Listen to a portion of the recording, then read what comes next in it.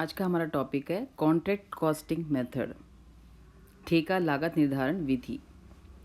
ठेका लागत निर्धारण विधि निश्चित ठेकों की पूर्ति करने के उत्तरदायित्व लेने वाले व्यक्तियों जैसे भवन निर्माता, सड़क, पुल या बांध आदि के निर्माता या ठेकेदारों द्वारा अपनाई जाती है। ये ठेके लंबी अवधि में समाप्त होते हैं। ठेकेदारों द्वारा ठेके पर किए गए निश्चित कार्यों की अलग अलग लागत ज्ञात करने हेतु जो विधि अपनाई जाती है उसको हम ठेका लागत विधि यानी कॉन्ट्रैक्ट कॉस्टिंग मेथड कहते हैं। कार्य निष्पादन की अवधि निश्चित होने के कारण, चाहे वह अवधि बहुत लंबी हो चाहे अल्प हो, निश्चित अवधि होने के कारण ही ठेका लागत को हम सावधि लागत कहते हैं, टर्मिनल कॉस्ट भी कहते हैं। इस आधार पर ही सावधि या ठेका लागत निर्धारण विधि उन नॉन रिपीटेटिव निर्माण उद्योगों में अपनाई जाती है जहां पर कार्य का विश्लेषण विभिन्न उपकार्यों एवं ठेकों में किया जाता है। प्रत्येक उपकार्य ठेके की विशिष्ट संख्या पहले से ही निर्धारित होती है।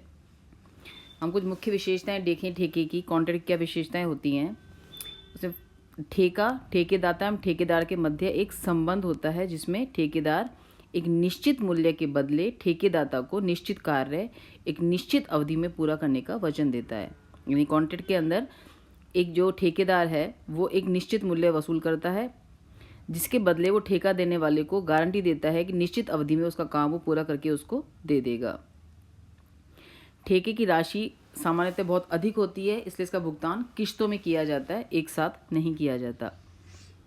ठेका बड़े निर्माण कार्यों से संबंधित होने के कारण इसकी लागत भी बहुत अधिक होती है। प्राय ठेका बहुत लंबी अवधि का होता है, इसका कार्य पूरा होने में 1 वर्ष से अधिक समय भी लग सकता है। जब ठेका लंबी अवधि का होता है तब ठेकेदार प्रमाणित कार्य के एक निश्चित प्रतिशत के बराबर ही भुगतान प्राप्त करता है। शेष राशि का भुगतान ठेका पूरा होने पर किया जाता है। यानी यदि ठेका हमारा बहुत लंबी अवधि का है, 1 से अधिक वर्षों का है, तो हर वर्ष की समाप्ति पे जितना काम पूरा हो जाता है उसे एक आर्किटेक्ट को बुला के सर्टिफाइड कराते हैं कि कितना प्रतिशत काम हमारा पूरा हो गया है। काम पूरा होने का सर्टिफिकेट मिलने के बाद जितना प्रतिशत काम पूरा हुआ है उसका एक निश्चित प्रतिशत यानी कुछ प्रतिशत कंटिजेंसीज के लिए रोक कर एक निश्चित प्रतिशत का भुगतान उस वर्ष के लिए किया जाता है। संपूर्ण राशि का भुगतान यहाँ पे ठेका पूरा होने पर ही किया जाता है। विभिन्न ठेकों का निष्पादन अलग अलग कार्यस्थल पर किया जाता है। यानी अलग अलग ठेके हैं तो अलग अलग जगह पे अपना काम चलता रहता है। ठेका कार्य बड़ा होने पर यदि ठेकेदार निश्चित अवधि में कार्य पूरा करने में असमर्थता महसूस करता है तो कार्य का कुछ भाग वो चाहे तो उप ठेकेदार को यानी सब कॉन्ट्रैक्ट को भी दे सकता है। तो ये कुछ विशेषताएं हैं हमारी ठेके को जो हम करते समय में ध्यान रखनी है कि ठेका बहुत लंबी अवधि का हो सकता है, इसका भुगतान सामान्यतः किश्तों में होता है, लमसम में नहीं मिलता है। 1 से अधिक वर्षों का होगा तो हर वर्ष की समाप्ति पे जितना काम सर्टिफाइड हो गया है उसका निश्चित प्रतिशत ही हमें कैश प्राप्त होगा। और यदि उसको लगता है कि मैं पूरा नहीं कर सकता तो ठेकेदार चाहे तो किसी और से भी उप ठेकेदारी उसकी करवा सकता है। अब हम देखेंगे इसके हम लेखे किस तरीके से रखते हैं। तो ठेके संबंधी लेखे में ठेका कार्य ठेकेदार द्वारा निष्पादित किए जाते हैं, अतः ठेकेदार विभिन्न ठेकों की लागत ज्ञात करने हेतु एक अलग खाता बही रखता है जिसमें प्रत्येक ठेका कार्य का खाता खोला जाता है। अपनी जो भी लेजर बुक होगी उसमें हर ठेके का अलग खाता खोला जाएगा। प्रत्येक ठेके को हमें एक संख्या निर्धारित कर दी जाती है। जैसे हमने जॉब के अंदर हमने एक संख्या अलॉट की थी, वैसे है प्रत्येक ठेके को भी एक संख्या अलॉट कर देते हैं ताकि प्रत्येक ठेके को उसकी संख्या के द्वारा पहचाना जा सके कि उसको हम कितनी सामग्री, मजदूरी या खर्चे हम दे रहे हैं, कितना उसको इशू किया है, कितने खर्चे उससे संबंधित है, उसकी जानकारी हमें स्पष्ट हो सके।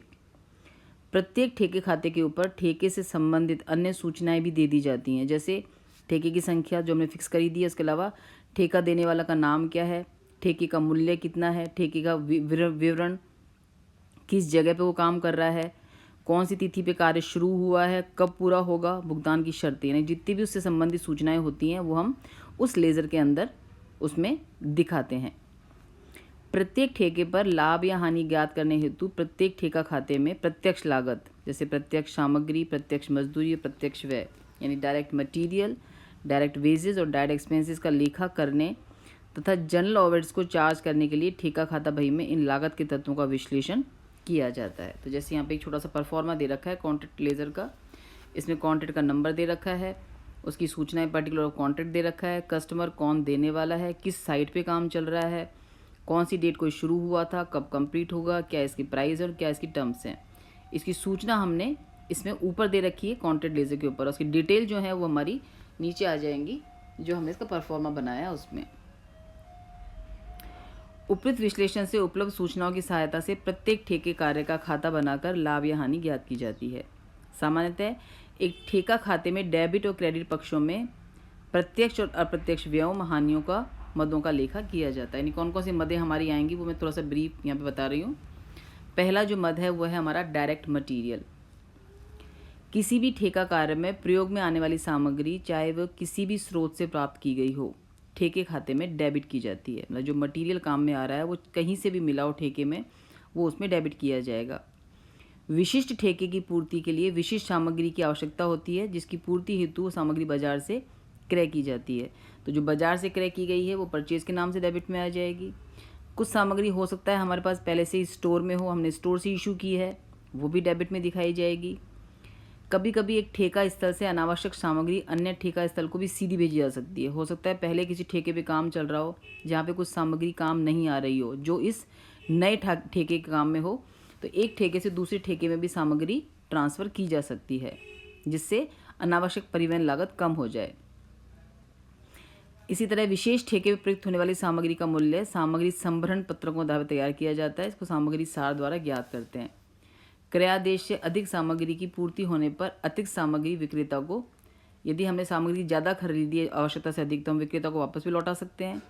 यदि इशू जो सामग्री इशू की गई थी इसमें कुछ यदि आपकी बच गई है काम पूरा होने के बाद या वर्ष के अंत में, तो वो हम स्टोर को वापस लौटा भी सकते हैं।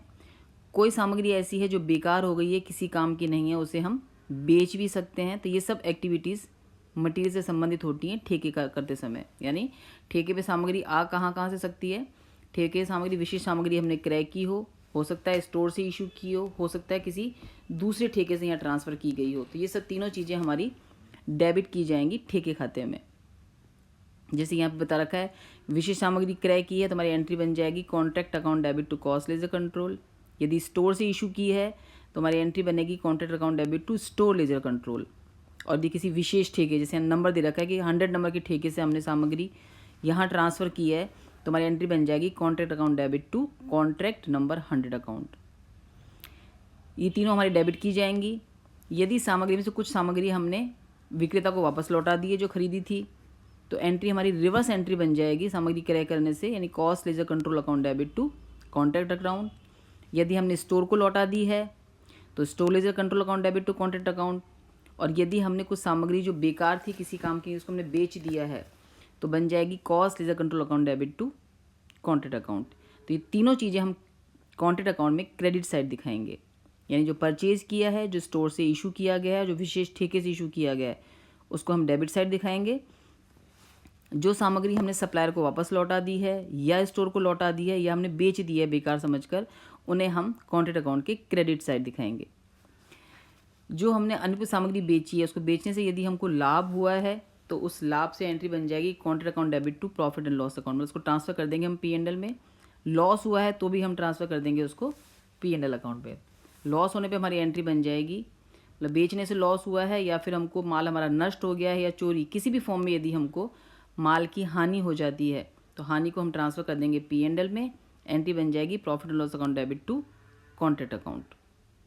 यदि साल के अंत में, यदि इस वर्ष के अंत में कोई माल हमारा साइट पे बच जाता है, जस्ट लाइक क्लोजिंग स्टॉक जैसे होता है सामान्य परिस्थितियों में, वैसे यहाँ पर क्लोजिंग स्टॉक जो होगा वो मटेरियल एट साइट की तरह होगा। यानी उस विशेष वर्ष के अंत में हमारा इतना माल बच गया है तो उसे हम credit side material at site के नाम से दिखाएंगे, जिसकी हमारी एंट्री बन जाएगी material at site account debit to contract account.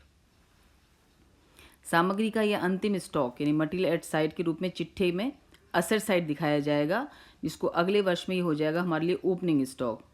तो अगले वर्ष में जब ठेका खाता शुरू करेंगे तो ओपनिंग स्टॉक की तरह डेबिट साइड दिखाएंगे मटेरियल एट साइट अकाउंट। यानी इस वर्ष के अंत में जो माल हमारा बच गया है वो कॉन्ट्रैक्ट अकाउंट के क्रेडिट साइड आएगा मटेरियल एट साइट के नाम से, और ये अगले वर्ष के अंदर स्टार्टिंग में कॉन्ट्रैक्ट अकाउंट बनाते समय ओपनिंग स्टॉक की तरह डेबिट साइड आ जाएगा to material at site account. तो ये हमें ध्यान रखना है मटेरियल एट साइट का। यहाँ पे एक छोटा सा मैंने एग्जांपल लिया है जिसमें मटेरियल से संबंधित सूचनाएं दे रखी हैं। तो हम देखेंगे अपने कॉन्टेंट अकाउंट में इसको किस तरीके से दिखाए जाएंगे मटेरियल की सूचनाओं को। जैसे पहला दे रखा है हमको मटेरियल परचेज, ये हमारा डेबिट में आ जाएगा। मटेरियल इशू टू कॉन्ट्रैक्ट, जो स्टोर से इशू किया है ये भी हमारा डेबिट में आ जाएगा। मटेरियल रिटर्न टू सप्लायर, ये क्रेडिट में आ जाएगा, जो माल हमने लौटा दिया है। Material receive from contract B, ये डेबिट में आ जाएगा, हमें बी से प्राप्त हुआ है। Material transfer to contract C, ये हमारा क्रेडिट में आएगा कि हमने सी को ट्रांसफ़र किया है।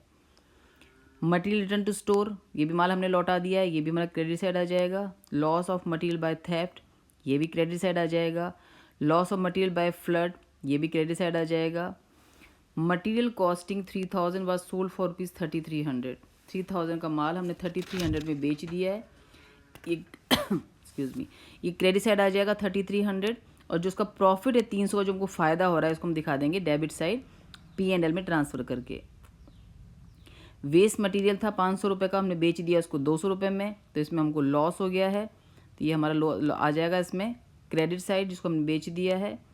और material at side at the end of year, हमारा क्लोजिंग स्टॉक आ जाएगा लास्ट में credit side material eight side, और डिफरेंस हमारा निकल जाएगा।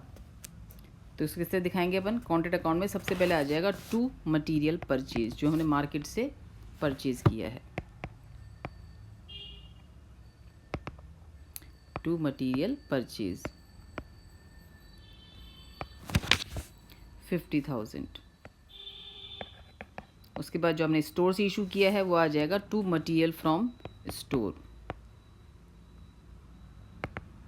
ये भी डेबिट में आ जाएगा। टू मटेरियल फ्रॉम स्टोर या मटेरियल इशूड फ्रॉम स्टोर आ जाएगा, ये है हमारा 10,000 रुपीज़ का। और तीसरा जो था वो हमने कॉन्ट्रैक्ट बी से ट्रांसफ़र किया था, तो material from contract B account, to material from contract B account.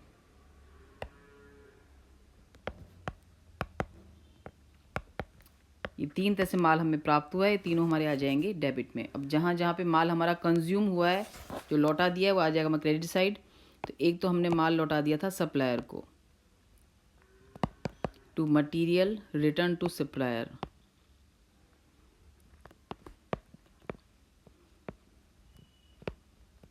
ये था हमारा 2000 रुपीज़ का।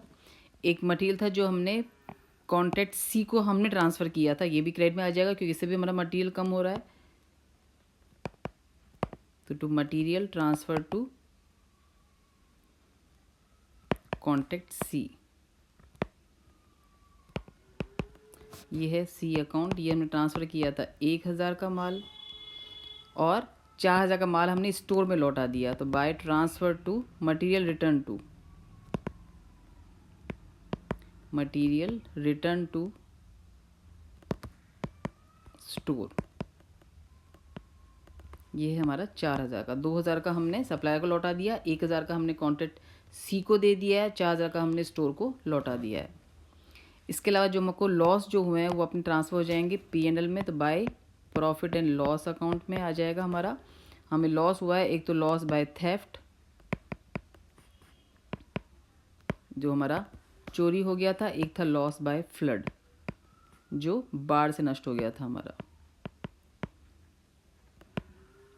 तो लॉस बाय थेफ्ट और लॉस बाय फ्लड दे रखा है इसमें हमको 2000 एंड 1000, टोटल 3000 का हमको लॉस हो गया है। इसके बाद कुछ मटेरियल हमने मार्केट में बेच दिया था, 3000 का स्टॉक था जिसको हमने 3300 में बेचा है, तो ये आ जाएगा by cash account material sold, ये है हमारा 33,300 का। चूँकि इसकी कॉस्ट थी हमारी 3,200 का प्रॉफिट है, तो प्रॉफिट यहाँ पर आ जाएगा हमारा to profit and loss account, profit on sale of material,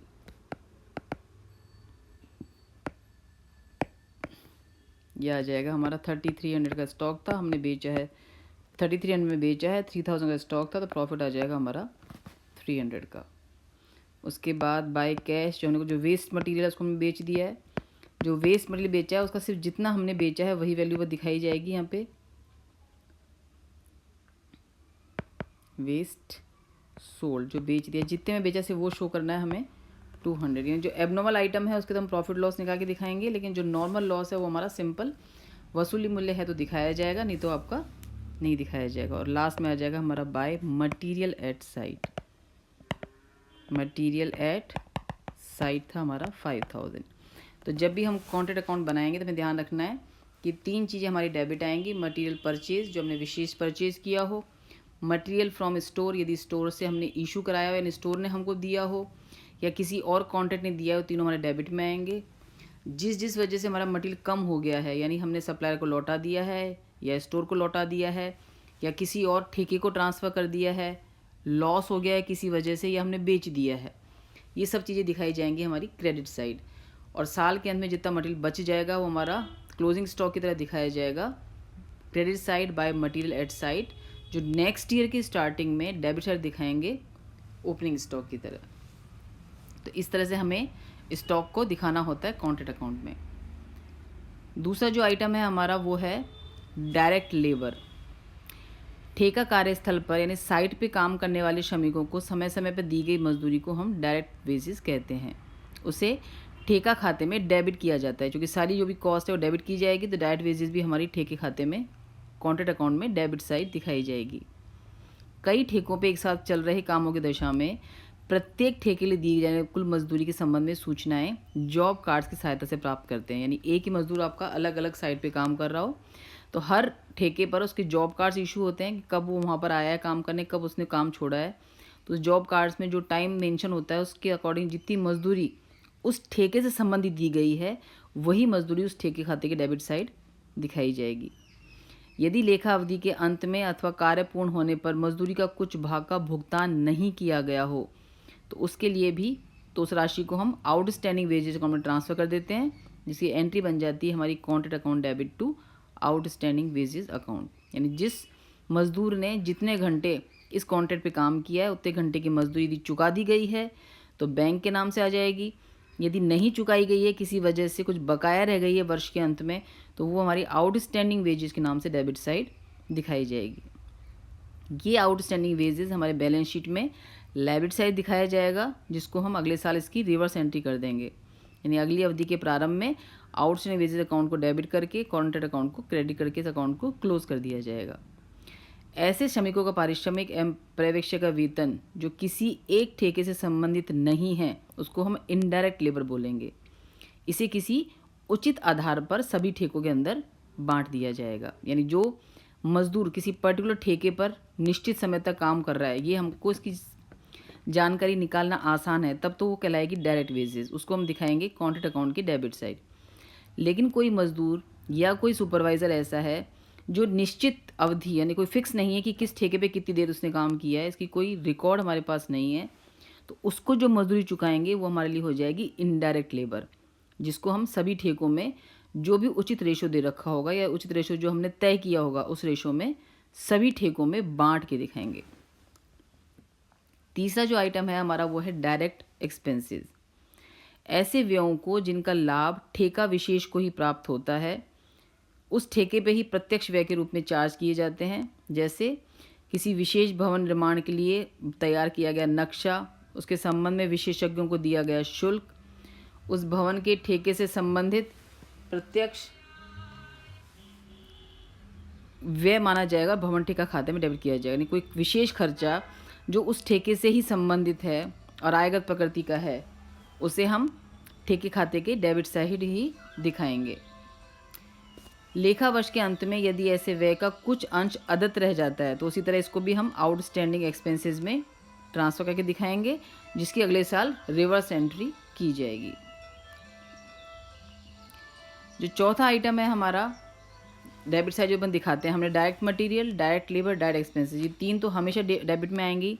चौथा जो आइटम है हमारा वो है ठेका कार्य के लिए प्लांट का निर्गमन, यानी प्लांट इशू टू कॉन्ट्रैक्ट। जब किसी ठेके पे काम चल रहा होता है तो उस ठेके के लिए कोई विशेष प्लांट यदि इशू किया गया है तो उसका भी समायोजन हमें कॉन्ट्रैक्ट अकाउंट बनाते समय करना होता है, उसका भी लेखा करना होता है।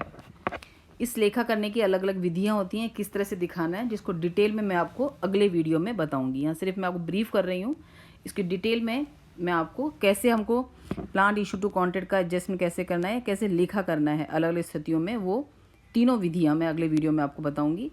यहाँ पर 3 विधियाँ होती हैं। पहली विधि है जिसमें आप ठेकेदार द्वारा किसी लॉन्ग अवधि के लिए यदि कोई ठेके को प्लांट क्रय किया गया है तो उसका निर्गमन उस ठेके के प्रयुक्त होने के लिए कर दिया जाता है और यह अनुमान लगाया जाता है कि प्लांट का जीवन ठेके की अवधि के साथ ही समाप्त हो जाएगा। अतः उसकी मूल लागत उस अवधि में ही आपको पूरी डेप्रिशिएट करनी होती है और आपको ख़त्म करनी होती है। दूसरी जो विधि है, इसमें जब किसी प्लांट का प्रयोग एक साथ कई ठेकों पे किया जाता है तो हम किस तरह से लेखा करेंगे। और तीसरी विधि है जब प्लांट किराए पर लिया गया हो तो हम किस तरह से लेखा करेंगे। यानी उस पर्टिकुलर कॉन्ट्रैक्ट के लिए ख़रीदा गया है ठेका तो उसका लेखा कैसे किया जाएगा। यदि एक साथ कई ठेकों ले लिया गया है तो लेखा कैसे किया जाएगा। और यदि आपने प्लांट किराए पर लिया है तो लेखा कैसे किया जाएगा, ये हम देखेंगे अगले वीडियो में। अगला जो आइटम है हमारा डेबिट साइड जो आएगा वो है इनडायरेक्ट एक्सपेंसेस, अप्रत्यक्ष व्यय। ऐसे व्यय जो किसी विशेष ठेके के लिए नहीं बल्कि सामूहिक रूप से अनेक ठेकों के लिए किए जाते हैं, अप्रत्यक्ष व्यय कहलाते हैं। जैसे जो आर्किटेक्ट आपने हायर किया है या सुपरवाइज़र है, इंजीनियर्स हैं, ऐसे कर्मचारी जो इन जनरल काम करते हैं, प्रशासनिक जो आपके एडमिनिस्ट्रेटिव के जो खर्चे हैं, स्टोर कीपर के जो खर्चे हैं, ये सब चूँकि किसी विशेष ठेके से संबंधित नहीं हैं तो ये सब हमारे इनडायरेक्ट एक्सपेंसेस कहलाएंगे। इन व्ययों का किसी निश्चित एवं उचित आधार पर, जैसे कोई बेस मान लेते हैं अपन, वो बेस हमारा डायरेक्ट वेजेस हो सकता है, वो प्राइम कॉस्ट हो सकती है, अधिकारियों द्वारा विशेष ठेकों पे किस रेशो में काम किया गया, किस प्रपोर्शन में, वो आप तय कर सकते हैं। तो कोई भी उचित आधार मान के इन खर्चों का बंटवारा सभी ठेकों में किया जाता है। नेक्स्ट जो आइटम है हमारा वो है सब कॉन्ट्रैक्ट कॉस्ट। ये भी हमारी डेबिट साइड दिखाई जाती है। साधारणतः मुख्य ठेकेदार ठेके कार्य से संबंधित कुछ विशिष्ट कार्य जैसे भवन निर्माण कार्य में बिजली की फिटिंग या फर्नीचर की फिटिंग संबंधी कार्य भी अन्य व्यक्तियों से करवाते हैं। ऐसे सभी विशिष्ट कार्य एक निश्चित मूल्य पर अन्य ठेकेदारों को सौंपे जाते हैं जो उप ठेकेदार कहलाते हैं। उप ठेकेदारों द्वारा किए गए ऐसे कार्यों के लिए मुख्य ठेकेदार और उप ठेकेदार यानी कॉन्ट्रैक्टी और सब कॉन्ट्रैक्टी के मध्य समझौता होता है। अतः उप ठेकों के लिए एक निश्चित की गई राशि मुख्य ठेकेदार द्वारा दी जाती है। उप ठेकेदार को दी गई राशि उप ठेका लागत कहलाएगी। यानी मेन जो ठेका दिया गया उस ठेके के अलावा कुछ ऐसे काम हैं जो उससे संबंधित हैं, उसको भी ठेकेदार खुद ही अपने लेवल पे करवा सकता है, जो किसी और को देगा जो हमारे लिए सब कॉन्ट्रैक्ट कहलाएगा। इसके लिए जो भुगतान वो कर रहा है उसकी जो कॉस्ट है वो कहलाएगी हमारी सब कॉन्ट्रैक्ट कॉस्ट। इसको भी हम कॉन्ट्रैक्ट अकाउंट के डेबिट साइड दिखाएंगे। ऐसे एक आइटम और है जो हमारा डेबिट साइड आ सकता है, वो है हमारा cost of extra work done. कभी कभी ठेकेदाता मूल ठेके के अलावा कुछ अन्य कार्य भी करवाना चाहता है। यानी जो तुमको ठेका दिया है वो चाहता है कि मेन जो काम दिया गया है उसके अलावा भी कुछ और कार्य वो कर दे हमारे लिए। तो ठेकेदार इस एक्स्ट्रा कार्य के लिए एक्स्ट्रा भुगतान ठेकेदार को करता है, तो इसे हम बोलते हैं cost of extra work done. तो जो एक्स्ट्रा काम किया गया है इसलिए जो भी कॉस्ट लगेगी वो डेबिट साइड दिखाई जाएगी cost of extra work done के नाम से। और इससे संबंधित कोई पैसा हमें अलग से मिला है तो वो हमारा क्रेडिट साइड दिखाया जाएगा amount received for extra work done. एक ठेके का यहाँ पे जैसे ब्रीफ एक परफॉर्मा दे रखा है पूरा, इसके अंदर सैंपल के रूप में डेबिट में आ जाएंगे हमारे टू मटेरियल जो परचेज किया है, स्टोर से इशू किया है या फिर कॉन्ट्रैक्ट से ट्रांसफ़र किया है। डेबिट में आ जाएगी डायरेक्ट वेजेस, डायरेक्ट एक्सपेंसेस, जो प्लांट परचेज किया है वो भी डेबिट में आ जाएगा। कोई खर्चा आपने प्लांट पे किया है वो भी डेबिट में आ जाएगा। जो आपके अप्रत्यक्ष व्यय हैं उनमें जितना हिस्सा इस ठेके का है वो भी डेबिट साइड आएगा। कोई वेजेस आउटस्टैंडिंग है या एक्सपेंसेस आउटस्टैंडिंग है वो भी हमारे डेबिट साइड दिखाए जाएंगे। क्रेडिट में आ जाएगा हमारा मटेरियल जो हमने स्टोर को लौटा दिया है, जो हमने किसी और कॉन्ट्रैक्ट को ट्रांसफ़र किया है, जो हमने सप्लायर को लौटा दिया है, कोई बेच दिया है। इसी तरह से प्लांट जो हमने स्टोर को लौटा दिया है या प्लांट का हमको कोई लॉस हो गया है, जो मटेरियल और प्लांट साल के अंत में बच जाएगा वो भी क्रेडिट साइड आएगा एट साइड के नाम से। इसमें प्लांट को हम जो डेबिट में दिखाया है प्लांट उसमें से डेप्रिसिएशन घटा के शेष जो बचेगा वो हमारा credit side plant at side के नाम से दिखाया जाएगा। इसके बाद बाय कॉन्ट्रैक्ट की जो भी कॉन्ट्रैक्ट का पैसा हमको जितना भी पैसा मिला है वो बाय कॉन्ट्रैक्ट के नाम से आ जाएगा। और कोई माल यदि कोई आपका ऐसा है जो भी आधा बना हुआ है, अर्धनिर्मित है, तो उसकी कॉस्ट भी आपकी आ जाएगी वर्क इन प्रोसेस के नाम से, जिसमें सर्टिफाइड वर्क की वैल्यू और अनसर्टिफाइड वर्क की कॉस्ट को दिखाया जाएगा। तो ये हमारा एक बेसिक परफॉर्मा है कॉन्ट्रैक्ट अकाउंट का। इसके बाद नेक्स्ट एक आइटम है हमारा कॉस्ट प्लस कॉन्ट्रैक्ट। कभी कभी ठेकेदाता और ठेकेदार के मध्य ठेका मूल्य निर्धारित न किया जाकर ऐसा अनुबंध होता है कि ठेकेदाता को कार्य की वास्तविक लागत के अतिरिक्त कुछ प्रतिशत अप्रत्यक्ष व्यय तथा लाभ का निश्चित प्रतिशत जोड़ के भुगतान किया जाएगा। इस विधि को हम बोलते हैं लागत योग ठेका पद्धति, कॉस्ट प्लस कॉन्ट्रैक्ट। यानी कभी किसी ठेका ऐसा है जिसके जो मटेरियल जो भी कॉस्ट हमारी लगेगी उसकी एस्टिमेशन लगाना संभव नहीं है, यानी कॉस्ट बहुत तेज़ी से चेंज हो रही है, या फिर ठेके की अवधि बहुत लंबी है। उस स्थिति में कभी कभी अनुबंध इस तरह का होता है जिसमें पहले से ही पेमेंट तय नहीं होता। ये निश्चित किया जाता है कि जितना भी मटेरियल या डायरेक्ट लेबर या डायरेक्ट जो खर्चे ठेके पे लगेंगे उसके अलावा कुछ निश्चित राशि अप्रत्यक्ष व्ययों की जोड़ देंगे और उसमें कुछ निश्चित प्रतिशत लाभ जोड़ के जो राशि निकलेगी वो ठेके का मूल्य होगा जिसका भुगतान ठेकेदाता करेगा। इसे हम बोलते हैं कॉस्ट प्लस कॉन्ट्रैक्ट विधि।